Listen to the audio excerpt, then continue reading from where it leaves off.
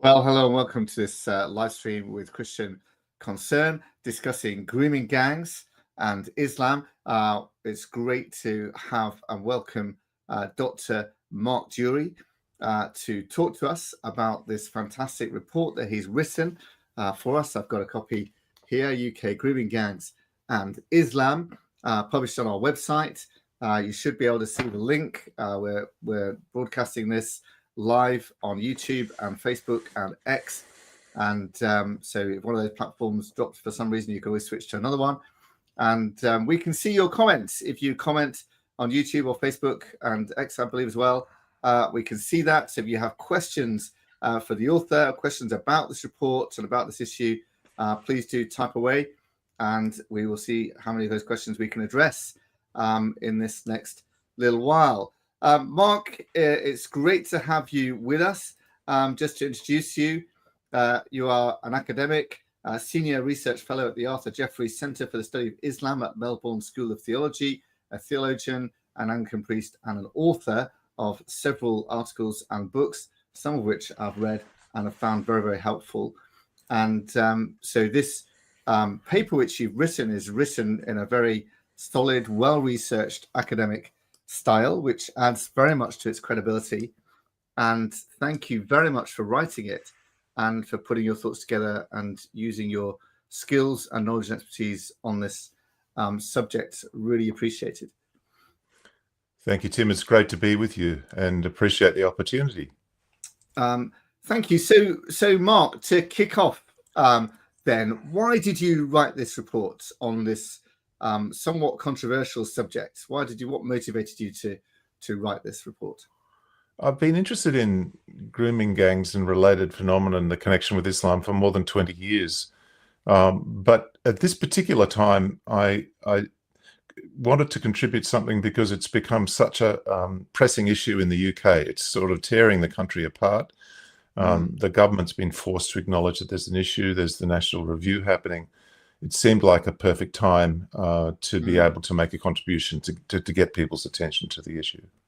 And why do you think it's important to talk about the connection with Islam in relation to grooming gangs?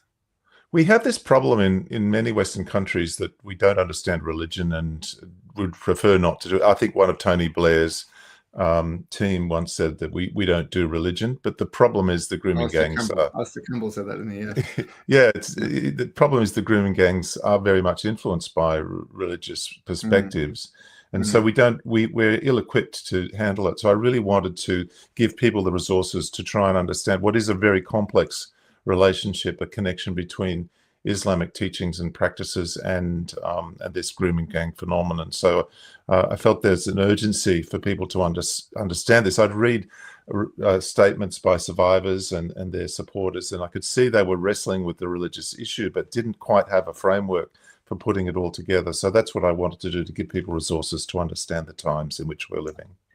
And of course, you have quoted extensively from survivor testimonies in this report, and that's very powerful in terms of the experiences of those survivors, very often which does include Islamic element to the abuse that they suffered or experienced. What do you hope will achieve by writing this report and getting it out there, Mark? I hope that people will gain understanding of what is a complex issue, that they'll have a more mature understanding of the relation between Islam and culture, and also understand the different points of Islamic teaching and practice that could have created this culture in which tens of thousands of young girls have been sexually abused and exploited by thousands of men. So, I mean, it's an appalling situation, really horrific. And the question to ask is, how was this permitted to happen? And there's two sides to that. One is, has the state responded to this? And I wasn't writing about that. But the other is, well, what is driving this from the side of the perpetrators? And religious ideology, I think, is a significant, not the only, but a significant contributor. And I really want people to have the resources to be able to understand that. Thank you. Listen, we've got a question here from Dave Blake, who's watching on YouTube. He says, has the Islam grooming gang scenario happened in other countries? And this is one of the sort of features of your report, Mark, that you highlight that indeed it has. Do you want to elaborate on that? Yes, there are different forms that it takes in different countries, so it's not always the same. For example, in the Netherlands, there's been a lot of attention to what are called lover boys. These are individual Moroccan Muslim men, mainly Moroccans, who would basically pimp their girlfriend and have sometimes several women that are making money for them in prostitution. So that's a different pattern from the UK grooming gangs, but similar in that there's sexual exploitation. A little bit more similar would be the abduction and rape and forced marriage of Christian girls and Sikh and Hindu girls in Pakistan and of Christian girls in Egypt. So there's a lot of commentary and information available about those phenomena. So it's not only limited. There've been Muslim gangs in the US that have been convicted for trafficking girls for sex as well. So yeah, this is happening in other countries, but I think in England, in Britain, it's almost on an industrial scale. So it's there have been particular conditions that have caused a level of abuse that's quite extraordinary. And would you say that, like, the famous Boko Haram abduction of a whole load of Christian girls is a similar phenomenon as well in Nigeria? It's driven by some of the same theological principles as I talk about in the paper. Yeah.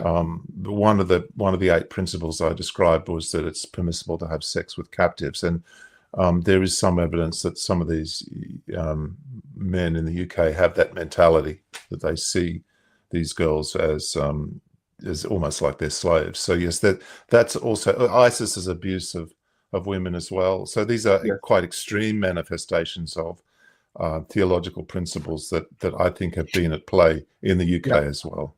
Yeah. And why you mentioned the particular conditions that cause it to be, particularly prevalent or industrial scale in the UK. What is it? Why has it been so particularly bad in the UK relative to other countries? I think there's a few different factors. One is the way in which multicultural policy and policing has been pursued in the UK. The promotion of empathy for the perpetrators, in fact, through the way in which police have been equipped to respond to these issues. So that's really an endemic problem that's spread all through the system.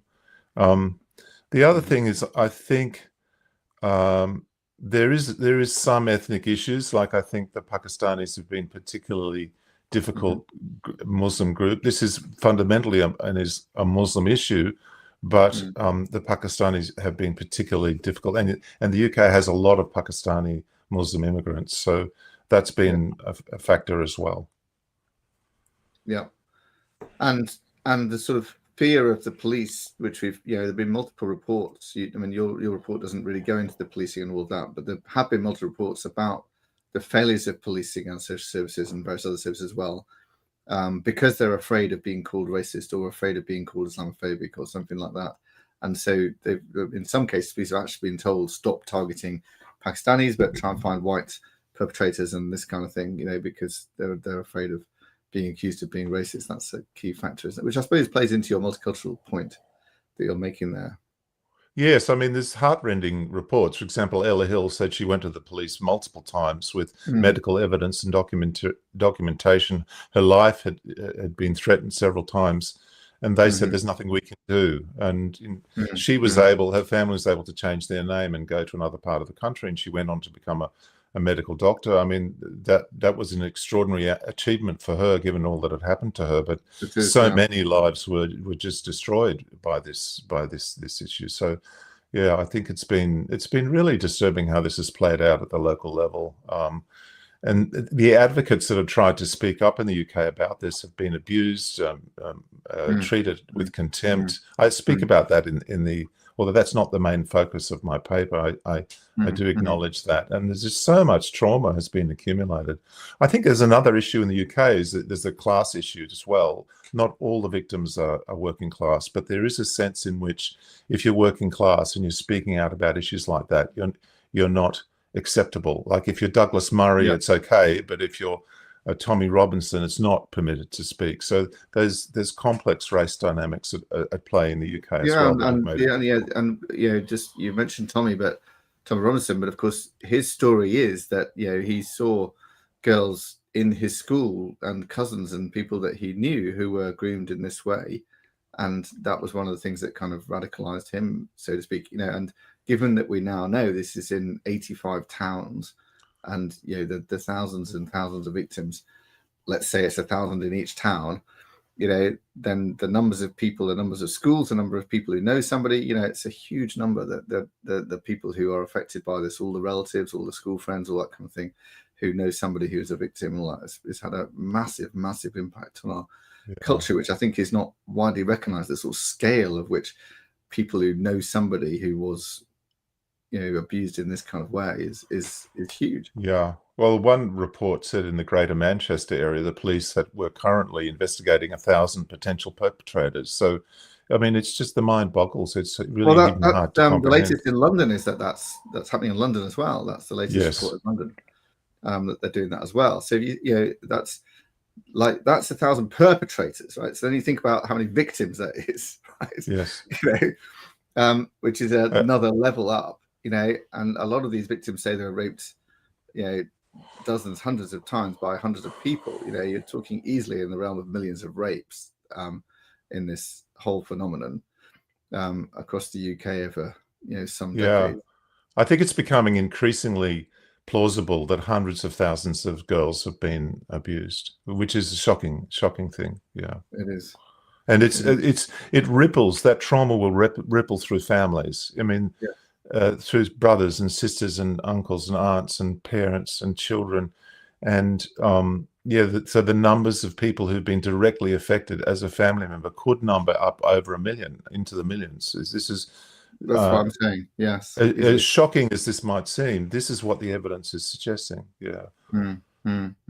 So the key claim that you make in this report, Mark, is that the religion of Islam is more connected to grooming gangs than ethnicity. Would you like to elaborate on why you make this claim?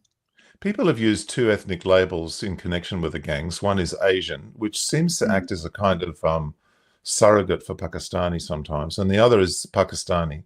The label Asian is really inaccurate because we know Indian background migrants have hardly at all been involved in this, and not to speak of Japanese and Chinese and Thai immigrants. Sure. So it's a very blunt instrument. Second, the expression Pakistani is not accurate either, because although a large number of perpetrators have been Pakistani, they've also been Muslims, and there have been no Christian, Sikh, or hardly any Christian, Sikh, or Hindu perpetrators from Pakistan.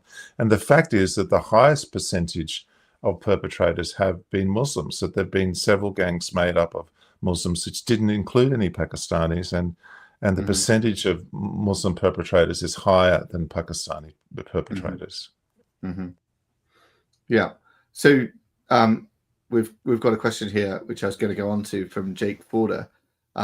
On YouTube, it says, can you please point to specific verses or teachings and explore the link to the gangs? So would you like to address that?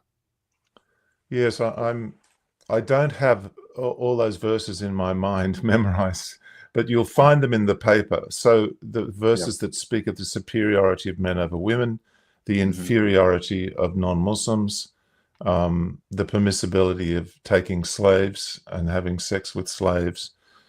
There are various verses that are outlined in the report.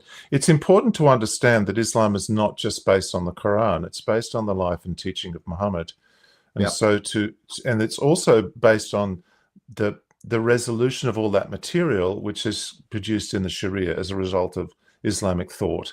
So you need to take into account all those different sources to put the theological and doctrinal issues together. It's not. With Christians, you say, is it in the Bible? But with Islam, you have to say, is it in the Quran or is it in the life of Muhammad? And what did the Sharia, what did Islamic tradition make of all this? So all those things, every single point of the 8 points I make, I give substantive references to sources that underpin it. But you would want to stress that not all Muslims accept this or believe this or support this as well.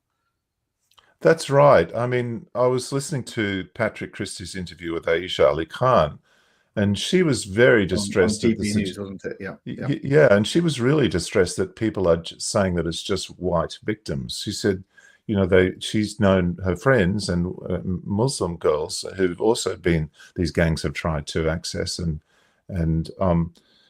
you know, she's been appalled at the behavior of these people. Many Muslims would repudiate it and find it really offensive that people have done this, especially that some of the perpetrators have put a kind of religious gloss on what they were doing.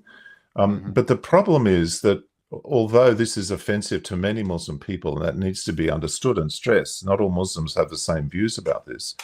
This doesn't make it impossible or negate the possibility that mainstream Islamic doctrines could have contributed to this issue. For example, the idea that Muslims are superior to non-Muslims is widely commented on in mosques and sermons, and is easily recognizable to Muslim people as an Islamic doctrine.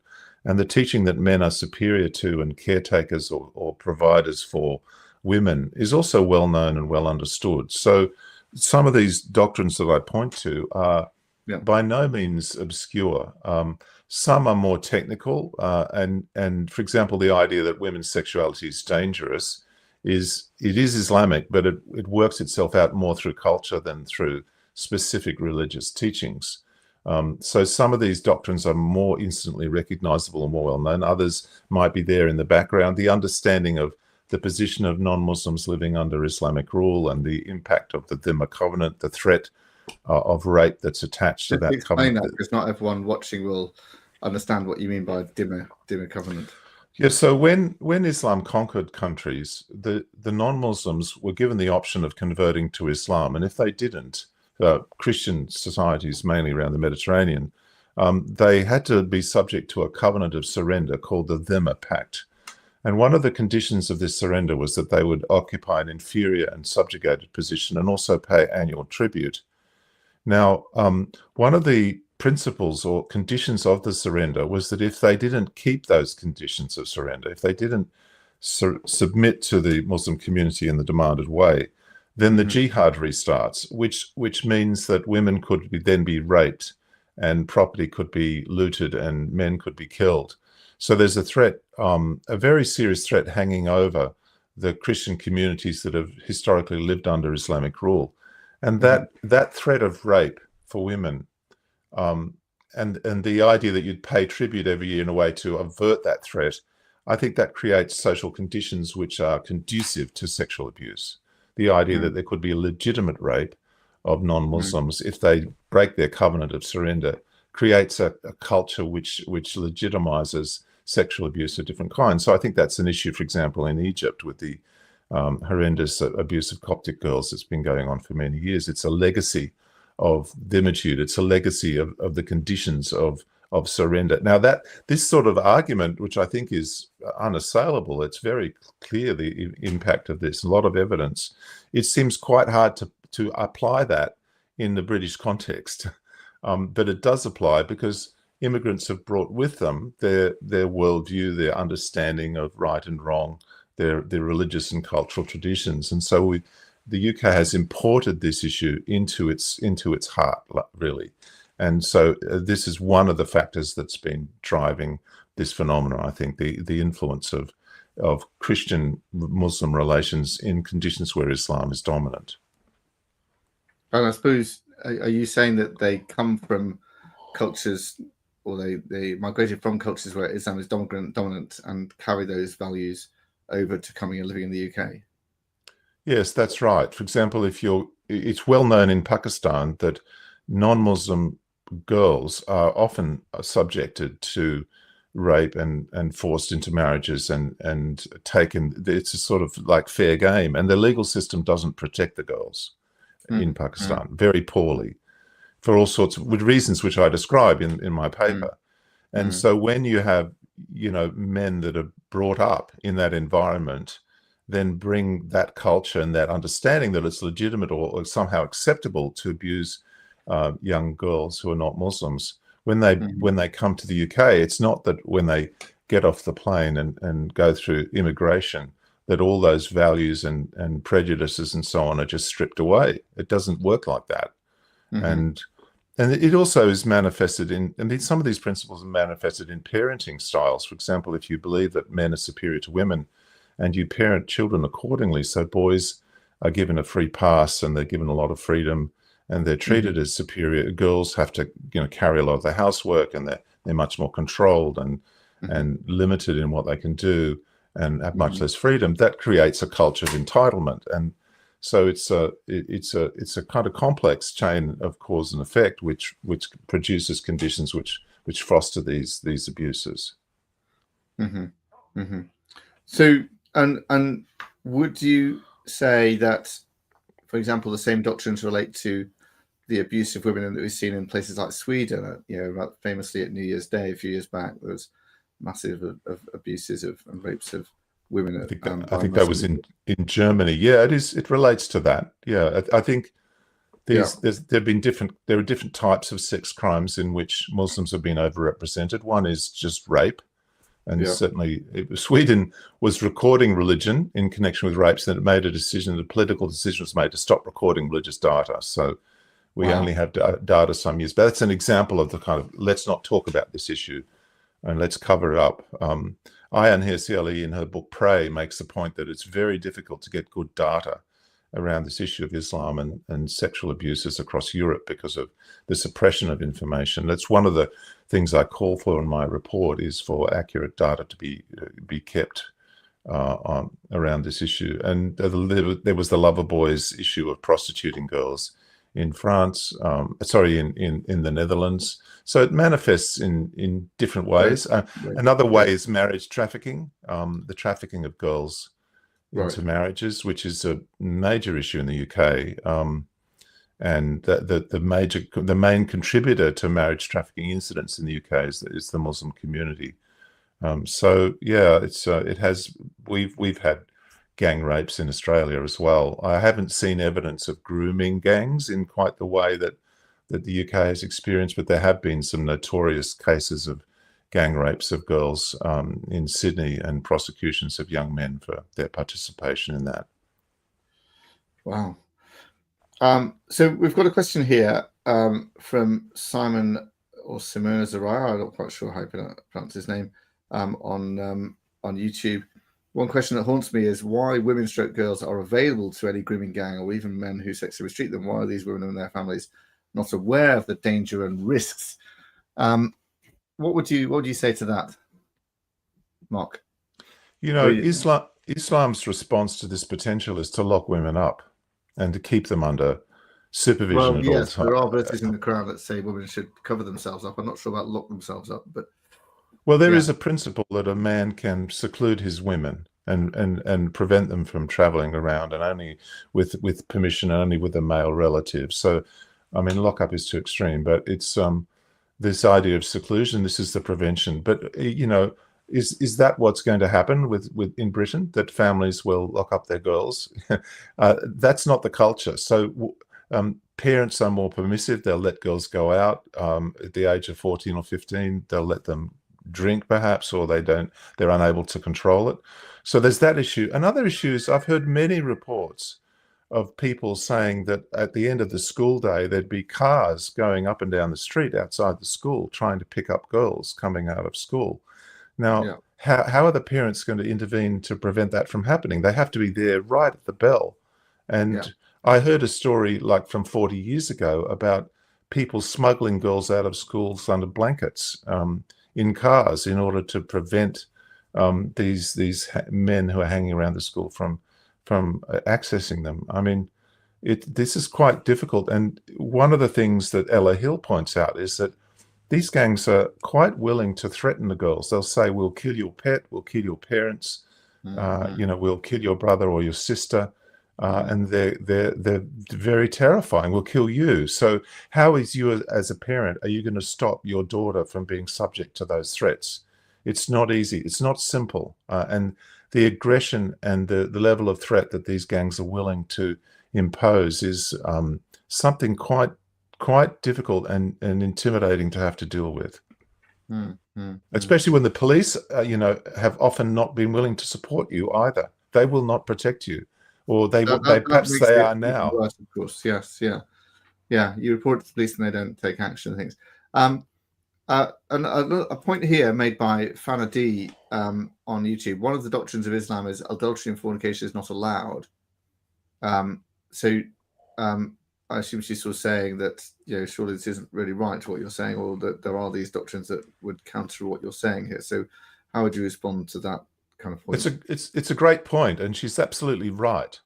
So technically, Islam allows a man to have sex with his slave, for example, if she's taken captive in war, but he doesn't allow her to share her around with his friends. Right. So the behavior of these grooming gangs is clearly against the strict letter of Islamic law, and I make that point in my paper.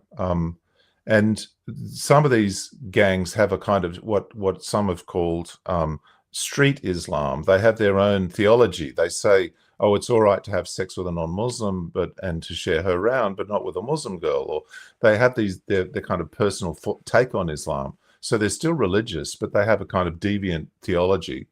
But my point is that, as deviant as that theology is, it's still a creation of mainstream theological perspectives. It's a result. I make this distinction between Islam and the Islamicate. The Islamicate is a side effect of Islam, not what Islam is intending. For example, Muslim women who cover often have vitamin D deficiencies, and that causes problems for their bones. That's not an intention of Islam that women would have vitamin D deficiency, but it's an effect.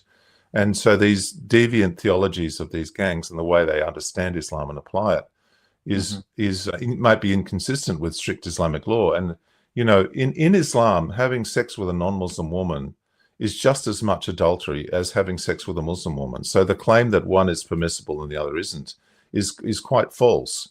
But the fact that the gangs can get away with that, they can do that. I think that's a failure of the mosques. I mean, the preachers in the mosque should be telling these young men that if you have sex with a non-Muslim woman, this is a very serious crime, and Allah will punish you for it. Even if they're slaves, they Mark, because the whole thing about... Well, you can say it's okay if you have slaves, but technically there is no permissible Islamic slavery in the UK today too. So, I mean, that's something else that the preachers could well tell their young men.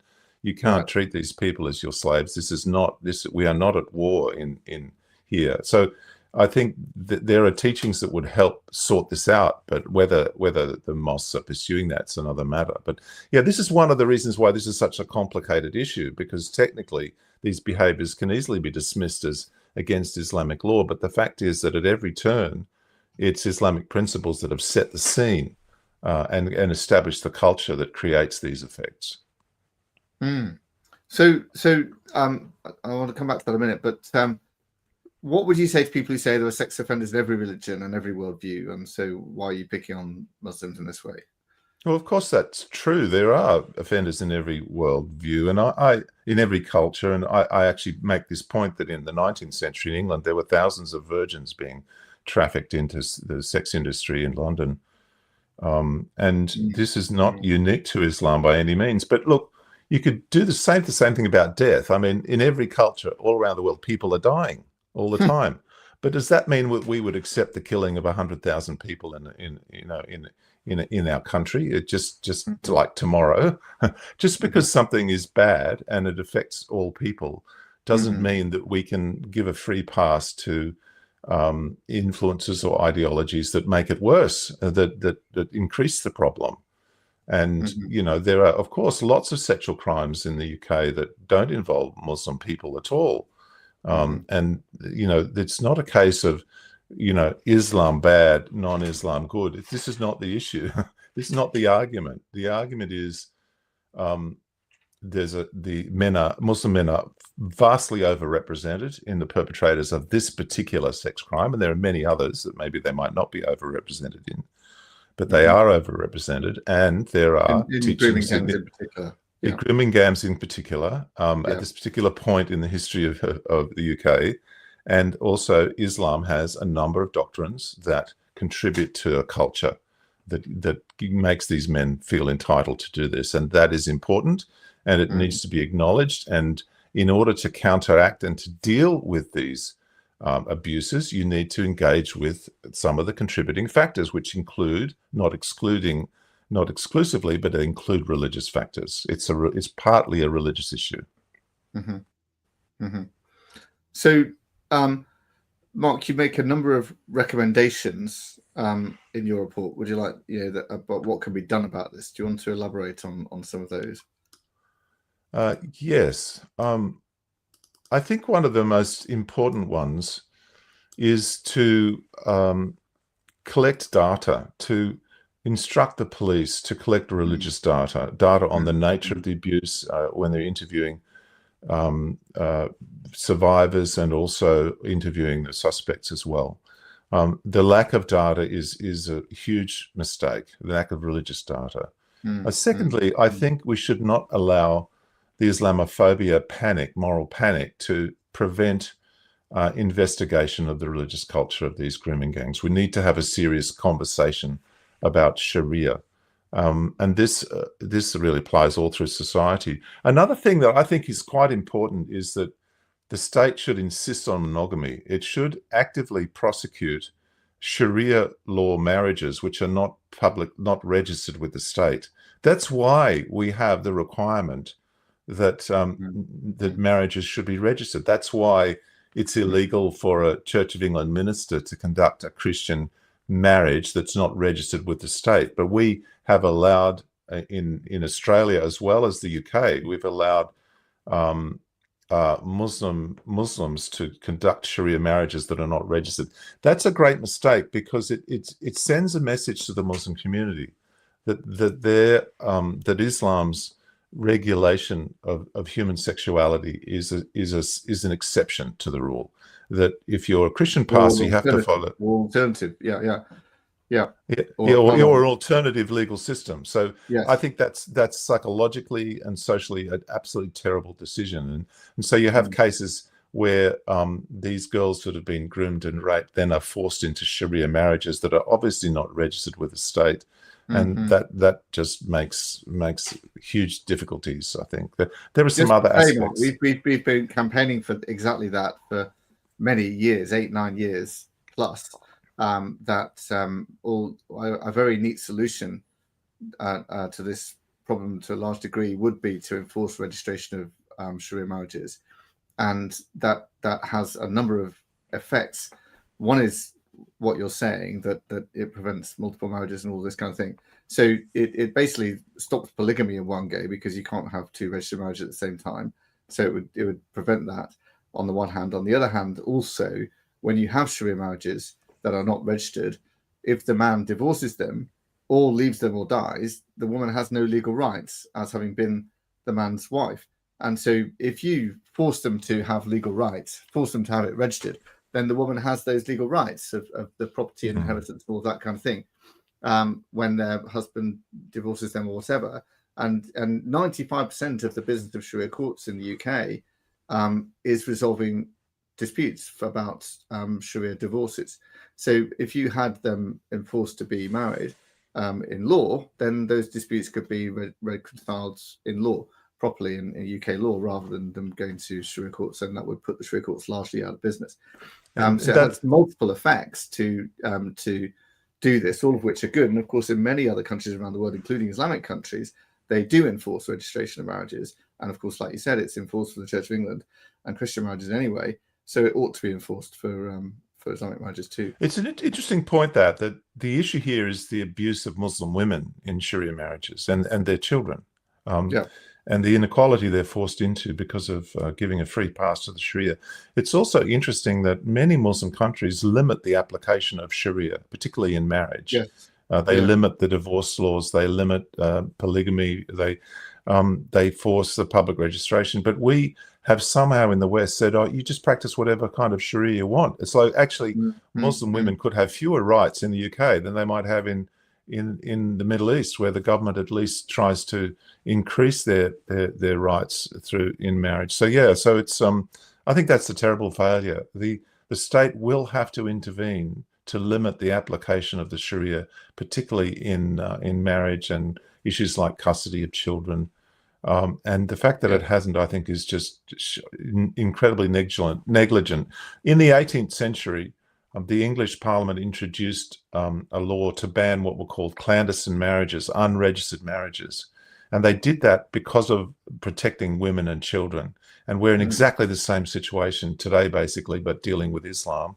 And we've failed to apply even the justice that the 18th century citizens of England understood all too well. We're inferior to them in our moral sensibility about setting up marriage laws that protect the rights of the vulnerable. Another of your recommendations, Mark, is not to introduce a definition of Islamophobia because of the issue of people being afraid of tackling this because of being caused by Islamophobia, even without a formal definition adopted by the government. And if the government did adopt a definition, then this would only exacerbate or catalyze further that problem. Do you want to just talk about that a bit? Yes, I think the concept of Islamophobia was invented, I believe, by radical Muslim groups who wanted to suppress criticism of Islam. And this is one of the dangers of anti-incitement laws, anti-vilification laws, is that they often have the effect of chilling conversation and a really open debate about important social issues. And the Sharia, the Islamic Sharia, and the influence of Islam on the UK is a very, very important public issue that needs to be discussed openly and freely without people being intimidated and terrorized that their careers will be destroyed if they express a view that someone finds politically incorrect. So I see the proposal to implement a definition of Islamophobia as basically a strategy and a step towards Islamization of the UK, not to protect an oppressed minority, but to silence proper debate and discussion. Islam needs to be interrogated, as does Christianity. It's no religion should have a free pass from open and frank and public discussion. And we've had no problems allowing that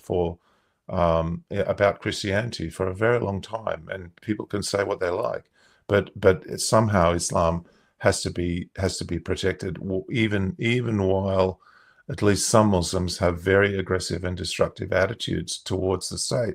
And this is it's a hopeless and a terrible idea to implement a formal definition of Islamophobia, and it will intimidate victims. It will intimidate the authorities who need to support and protect people who are vulnerable. And I think it's a really bad idea.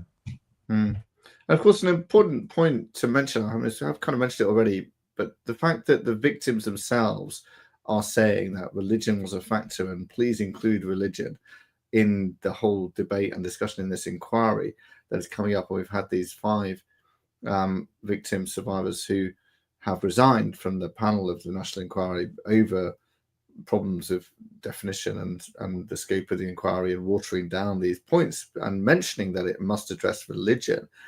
And this is partly why your report is so timely, Mark, because this is what the victims are calling for. And now here you are with this report backing them up, saying, yes, religion is important to this.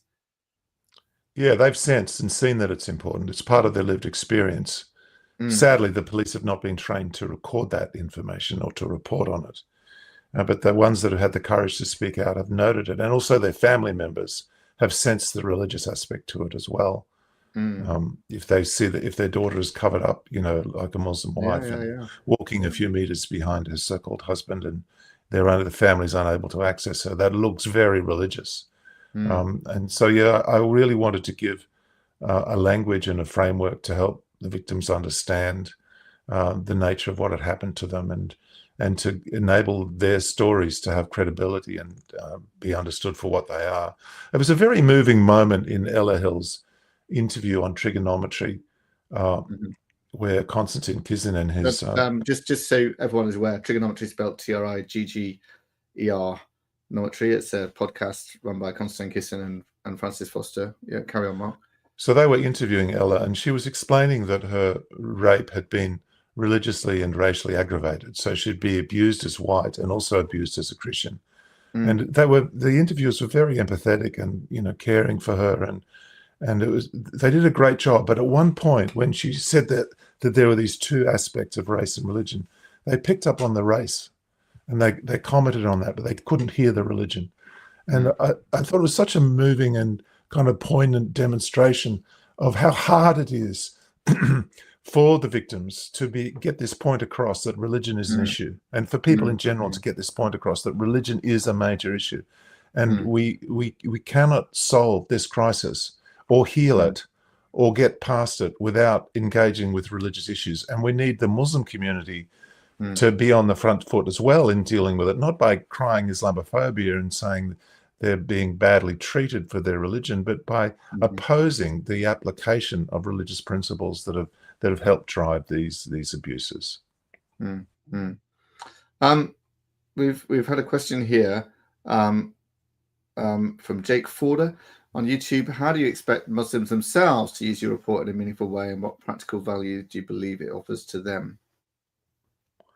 I hope they will, those who have a mind to be open to inputs about this from a non-Muslim, I hope they'll be willing to think about some of the principles of their faith, for example, the superiority of Muslims over non-Muslims or of men over women, and weigh up the costs of those principles and find ways of living out their faith that are not so intrusive and damaging to others, as is being the case with these grooming gangs. I hope that they would, like Aisha Ali Khan, that they will acknowledge that there is a problem in the Muslim community and that it needs to be addressed, and they need to be involved in finding solutions.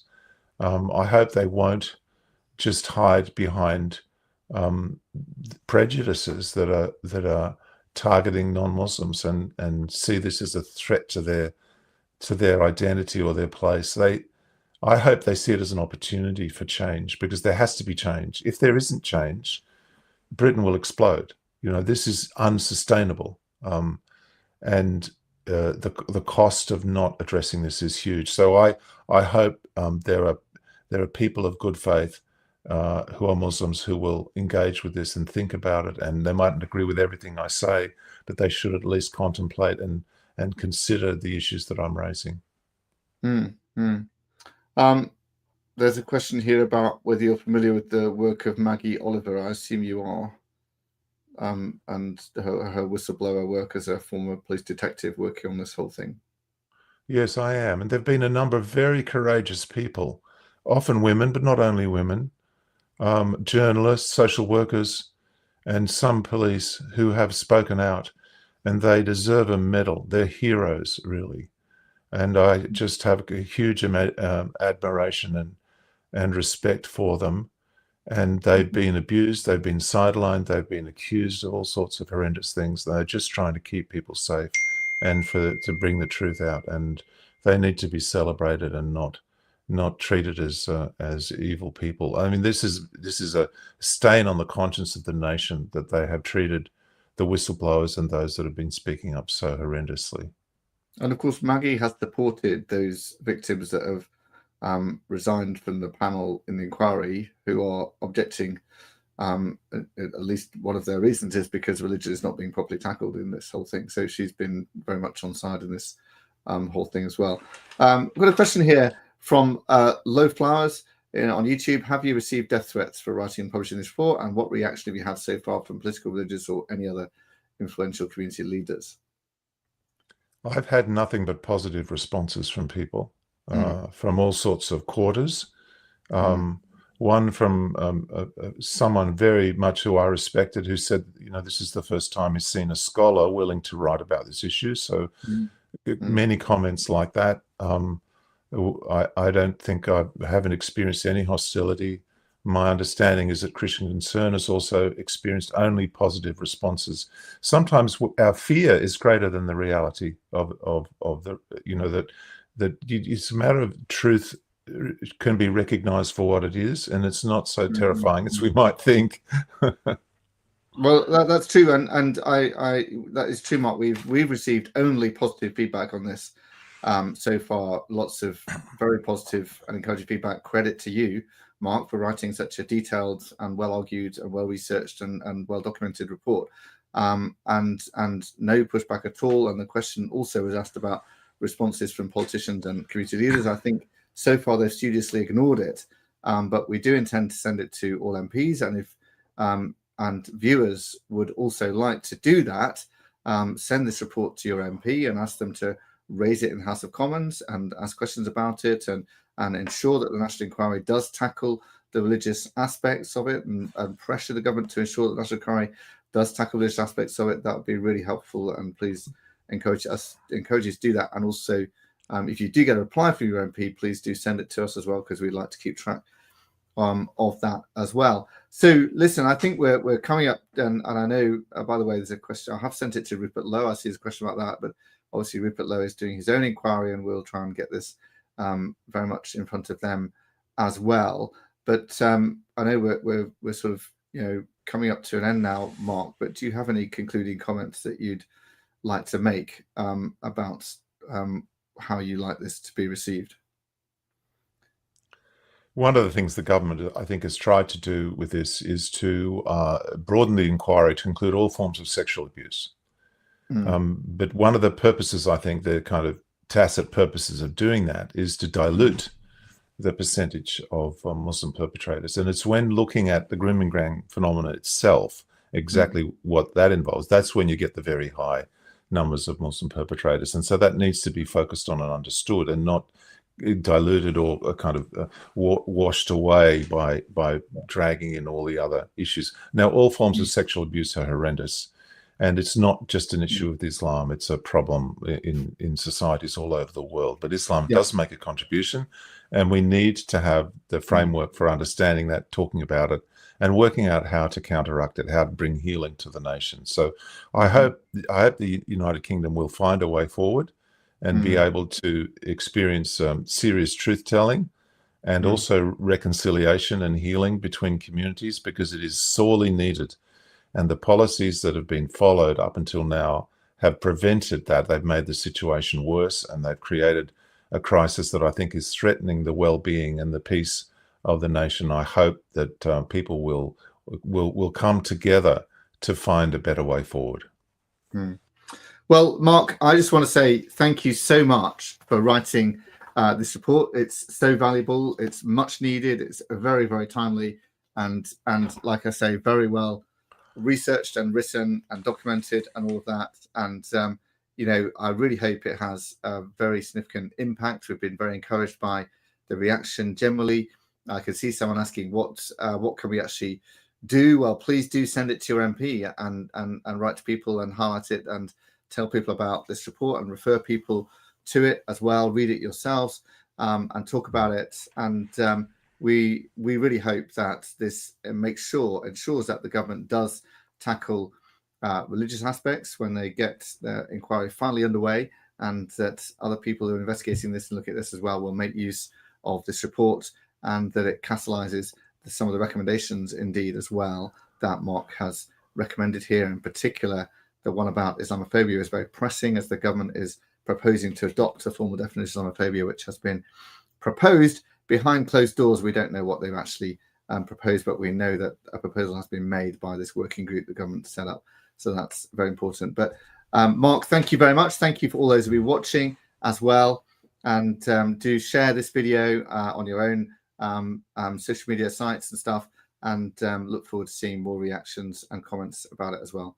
Thank you very much, everyone, for watching.